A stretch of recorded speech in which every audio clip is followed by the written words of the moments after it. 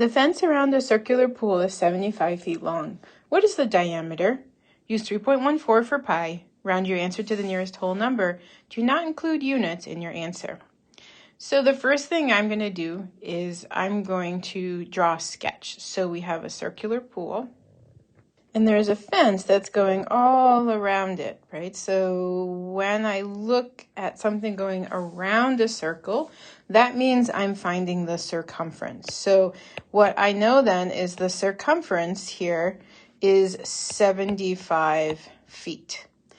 So I can now substitute this into the formula. So I have two formulas for circumference, but since I'm looking for the diameter, I'm going to use the formula that says circumference equals pi times diameter, and I'll substitute the values into this formula.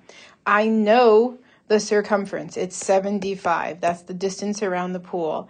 And I'm asked to use 3.14 for pi. So I'll put 3.14 here. And then what I'm trying to find is the diameter.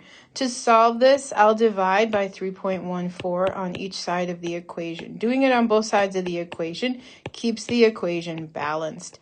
3.14 divided by 3.14 gives me a coefficient of 1 for D. That's what I'm looking for. On the other side, I'm going to divide from top to bottom, just like I read. Yes? So I'll have 75 divided by 3.14.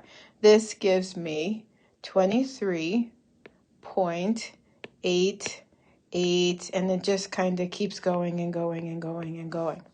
The instructions say that I need to round my answer to the nearest whole number. So I'm going to look at this answer here, and I'm thinking that these are my whole numbers, and then I'm look at the next value, the next digit, which is 8. 8's going to cause us to round up. So I'm going to round this up to 24, and that's going to be the answer for the diameter. If you chose the answer where you said the diameter is equal to 23.88, you did so many things correctly. First of all, you recognize that this question is asking you about circumference. Then you used one of the circumference formulas correctly. You used 3.14 for pi. You put the values in correctly. You did your division correctly to work backwards.